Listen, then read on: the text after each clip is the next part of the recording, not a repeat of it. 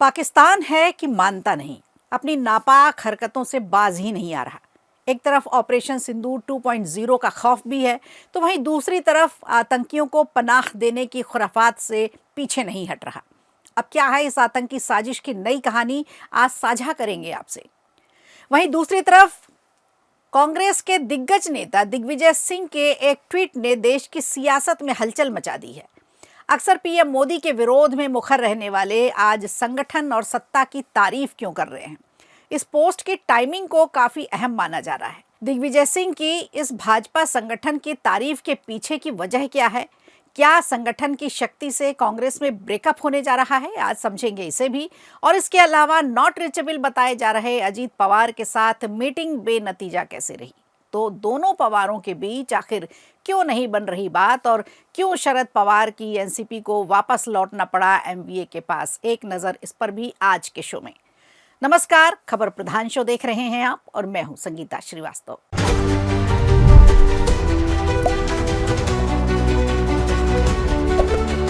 चलिए शुरुआत करते हैं पड़ोसी देश पाकिस्तान की, जो ना चैन से रहता है और ना ही चैन से रहने देता है। अब एक और नापाक हरकत उसकी सामने आई है।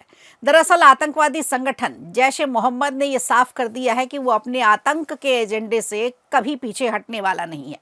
सूत्रों के हवाले से खबर कुछ मीडिया रिपोर्ट्स की है, जो दावा कर रही है कि जैश ए मोहम्मद ने साल 2026 को यानी नए साल में इस बात को ध्यान में रखते हुए अपनी नई रणनीति पर काम करना शुरू कर दिया है।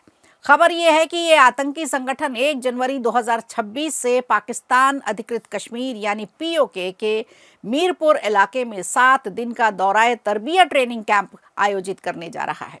अब आप समझिए इस ट्रेनिंग कैंप में आतंकवादी संगठन किस तरह की ट्रेनिंग देगा। इस कैंप का मकसद नए आतंकियों की भर्ती करना, नए बच्चों के ब्रेन वॉश करना और वैचारिक ट्रेनिंग इसे बताया जा रहा है, जो कट्टरपंथ से जुड़ी होगी। आपको बता दें, हाल ही में पाकिस्तान के बहावलपुर में जैश ए मोहम्मद के आतंकियों की एक बड़ी बैठक देखी गई, जिसमें भारी संख्या में लोग शामिल भी हुए। यही नहीं, इस बैठक में आतंकी संगठन के कई टॉप लीडर्स भी मौजूद रहे। सूत्रों की माने तो अब्दुल रऊफ, रिजवान हनीफ और अबू मूसा समेत कई ऐसे कुख्यात नाम हैं जो मीरपुर और पीओके में हुई इस मीटिंग को संबोधित करने पहुंचे थे। इस पूरे घटनाक्रम के बीच एक और चिंताजनक पहलू सामने आया है। दरअसल लश्कर-ए-तैयबा ने भी पीओके में अपनी महिला विंग को एक्टिव कर दिया है। आतंक के इस नए मॉडल में महिलाओं को वैचारिक रूप से लॉजिस्टिक सपोर्ट करने के लिए तैयार किया जा रहा है। वहीं जैश ए मोहम्मद ने गढ़ी हबीबुल्लाह, बालाकोट जैसे इलाकों में अपनी पब्लिक रैलियों की संख्या धीरे धीरे काफ़ी बढ़ा दी है। इन रैलियों के जरिए खुले तौर पर वो युवाओं को उकसाने का काम करता है। अब सबसे गंभीर बात यह है कि इस संगठन ने महिलाओं के साथ साथ छोटे बच्चों को भी अपना निशाना बनाया हुआ है। छोटे छोटे बच्चों को अपने ट्रेनिंग कैंप में शामिल करना शुरू कर दिया है, जिसके चलते कई नाबालिग बच्चों को कट्टरपंथी विचारधारा में ढालने की पूरी कोशिश की जा रही है। उनके दिमागों में जहर भरा जा रहा है, जो अंतर्राष्ट्रीय कानून का खुला उल्लंघन भी है। जैश ए मोहम्मद ने यह खुले तौर पर यह स्वीकार कर लिया है कि कश्मीर टाइगर्स उसका फ्रंट संगठन है, यानी अलग अलग नामों के पीछे आतंकी गतिविधियों को अंजाम देने की रणनीति अब पूरी तरह से सार्वजनिक हो चुकी है और सामने आ चुकी है। वहीं दूसरी तरफ पाकिस्तान के कई इलाकों में लश्कर-ए-तैयबा के आतंकी कैंपों का निर्माण कार्य तेजी से किया जा रहा है। खासतौर पर लोअर दीर इलाके में एलईटी की ट्रेनिंग कैंप जिहाद-ए-अक्सा पिछले कुछ महीनों से सक्रिय हो गया है, जहां आतंकियों को हथियारों की ट्रेनिंग दी जाती है, रणनीति कैसे बनाई जाए इसकी ट्रेनिंग दी जाती है। चलिए अब बात करते हैं जैश ए मोहम्मद की महिला विंग की, जो इस समय सबसे ज़्यादा चर्चा में बनी हुई है।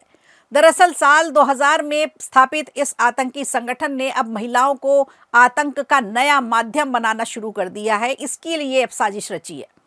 खुफिया जानकारियों के मुताबिक इस महिला विंग की कमान खुद जैश सरगना मसूद अजहर की बहन सैदा अजहर संभाल रही है।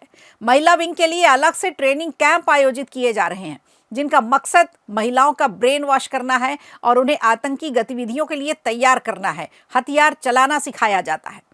अब विशेषज्ञों का मानना तो यह है कि यह कदम जैशे के कमजोर पड़ते नेटवर्क को फिर से मजबूत करने की एक कोशिश का हिस्सा है। और अब सबसे बड़ा सवाल ये कि पाकिस्तान की भूमिका इसमें क्या है। हालांकि पाकिस्तान आधिकारिक तौर पर जैश ए मोहम्मद और लश्कर-ए-तैयबा जैसे संगठनों पर बैन लगाने की बात तो करता है, लेकिन ज़मीनी हकीकत कुछ और ही है। हालिया गतिविधियों से तो ये साफ होता जा रहा है कि पाकिस्तान इन आतंकी नेटवर्क को न सिर्फ पनाह दे रहा है बल्कि उन्हें खुली छूट भी देता है और अप्रत्यक्ष इनडायरेक्ट रूप से उनका समर्थन भी करता है। ये पूरा मामला न सिर्फ भारत की सुरक्षा से जुड़ा है बल्कि क्षेत्रीय और वैश्विक शांति के लिए भी एक गंभीर चुनौती बना हुआ है।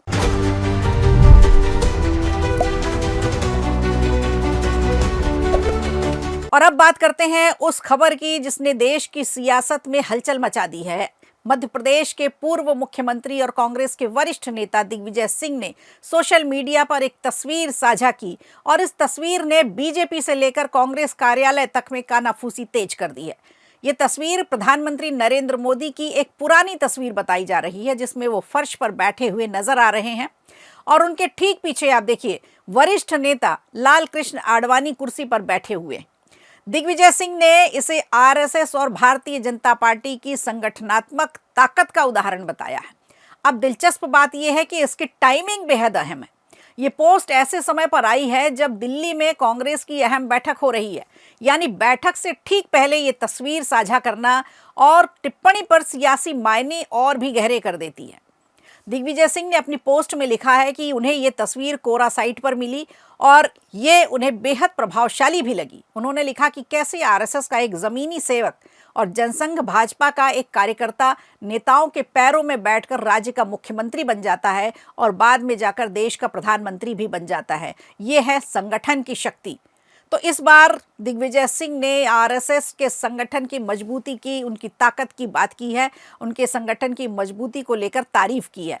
उन्होंने आगे ये भी कहा कि किसी भी राजनीतिक दल को असली ताकत उसके कैडर और मजबूत संगठन से मिलती है और यही तस्वीर का संदेश भी है। पोस्ट के अंत में उन्होंने लिखा कि जय सिया राम।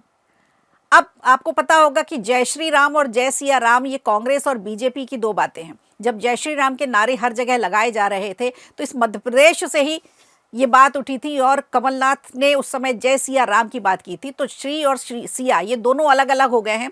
अब ये जनता के ऊपर है कि वो क्या मानते हैं। जनता के लिए तो जय श्री राम भी और जय सिया राम दोनों एक ही बात है। हालांकि इस पोस्ट के बाद सोशल मीडिया पर यह बहस तेज हो गई है कि क्या दिग्विजय सिंह पीएम मोदी और आरएसएस की तारीफ कर रहे हैं, लेकिन इसमें लोगों को भ्रम होगा। इस पर सफाई भी दी है दिग्विजय सिंह ने। उन्होंने कहा है कि आरएसएस और मोदी की तारीफ उन्होंने नहीं की है, वो आरएसएस और मोदी के घोर विरोधी हैं, अब भी हैं। उन्होंने संगठन की बात की है, संगठन की मजबूती की बात की है। उन्होंने साफ शब्दों में कहा कि वो संगठन के पक्षधर हैं, लेकिन मोदी और उनकी नीतियों के विरोधी हैं और रहेंगे।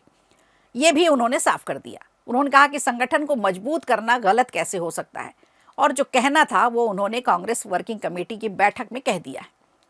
अब आपको बता दिए पहला मौका नहीं है जब दिग्विजय सिंह की पोस्ट चर्चा में आई हो। इससे पहले उनकी पोस्ट भी चर्चा में आती रही है और उनके बयान भी चर्चा में खूब होते हैं। इससे पहले 26 दिसंबर को उन्होंने एक और पोस्ट की थी जिसमें उन्होंने पीएम मोदी के क्रिसमस चर्च के दौरे पर जिक्र किया था और अपनी तीखी टिप्पणी भी दी थी।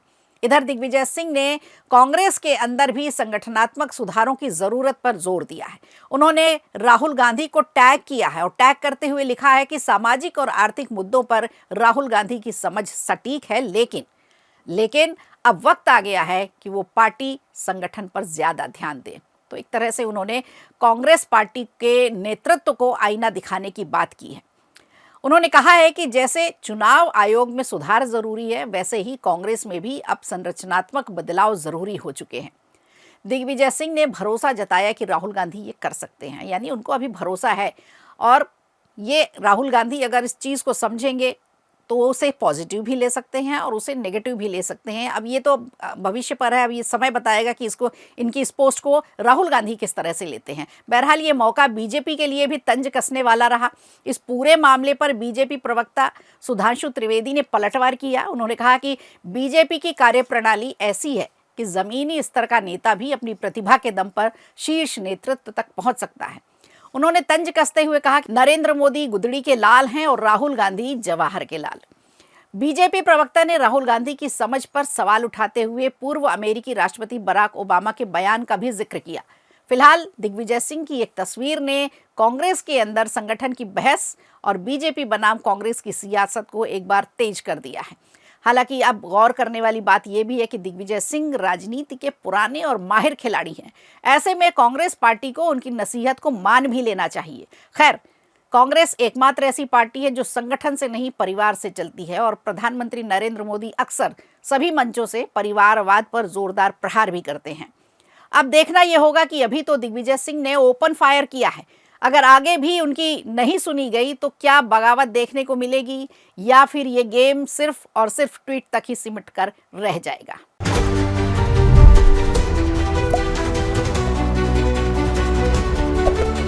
और अब चलते हैं महाराष्ट्र की राजनीति में, देखते हैं क्या हो रहा है। यहां से इस वक्त बड़ी खबर ये सामने आ रही है कि अजीत पवार को अभी नॉट रीचेबल बताया जा रहा था और अब शरद पवार के बीजेपी में जाने की चर्चा हो रही है। इधर दोनों पवारों के बीच बातचीत टूटती क्यों नजर आ रही है, सवाल सबसे बड़ा ये है। और इसके बाद शरद पवार गुट की एनसीपी एक बार फिर महाविकास अघाड़ी के खेमे में क्यों लौट गई। दरअसल शुक्रवार दोपहर शरद पवार की एनसीपी और अजित पवार गुट की एक अहम बैठक हुई, लेकिन इस बैठक में सीट बंटवारे और चुनाव चिन्ह को लेकर सहमति नहीं बन पाई। सूत्रों के मुताबिक अजीत पवार गुट ने शरद पवार की पार्टी को सिर्फ 35 सीटों का प्रस्ताव दिया और इन सीटों पर घड़ी चुनाव चिन्ह पर चुनाव लड़ने की शर्त भी रखी। ये प्रस्ताव शरद पवार गुट को मंजूर नहीं था, जिसके बाद उन्होंने मीटिंग से वॉकआउट कर दिया और इसके तुरंत बाद अब शरद पवार की एनसीपी ने महाविकास अघाड़ी के साथ दोबारा बातचीत शुरू कर दी है। पुणे की शांताई होटल में इस वक्त कांग्रेस, उद्धव ठाकरे की शिवसेना और शरद पवार की एनसीपी की ज्वाइंट मीटिंग चल रही है, जिस समय हम आपसे बात कर रहे हैं। इस बैठक में शरद पवार गुट की ओर से विशाल तांबे, अंकुश काकड़े, मनाली भिलारे, अश्विनी कदम और विधायक बापू साहेब पठारे मौजूद हैं। वहीं कांग्रेस की ओर से अरविंद शिंदे, अभय छाजेड़, रमेश बागवे और ठाकरे गुट के शिवसेना से बसंत मोरे, गजानन थरकुडे और संजय मोरे बैठक में शामिल हैं। हालांकि इससे पहले सियासत में हलचल तब बढ़ी थी जब डिप्टी सीएम अजीत पवार ने पिंपरी चिंचवड़ में एनसीपी एसपी नेता आजम पानसरे से मुलाकात की थी। पानसरे ने दावा किया था कि दोनों गुटों के बीच गठबंधन की इच्छा है और जल्द फैसला लिया जाएगा। गौरतलब है कि अगले महीने म्युनिसिपल कॉरपोरेशन चुनाव होने जा रहे हैं और ऐसे में महाराष्ट्र की सभी पार्टियां अपने अपने गठबंधन, अपने अपने समीकरणों को अंतिम रूप देने में जुटी हुई हैं। अब देखना दिलचस्प ये होगा कि शरद पवार की एनसीपी महाविकास अघाड़ी में स्थायी रूप से टिकती है या अजीत पवार से बातचीत का फिर कोई नया रास्ता निकलता है। तो खबर प्रधान में आज के लिए इतना ही। आपको हमारा शो कैसा लगता है आप हमें कमेंट करके ज़रूर बताइएगा, ये हमारा हौसला ज़रूर बढ़ाते हैं। नमस्कार। वीडियो अच्छा लगा हो तो लाइक कीजिए, शेयर कीजिए और कमेंट बॉक्स में हमें ज़रूर बताइए।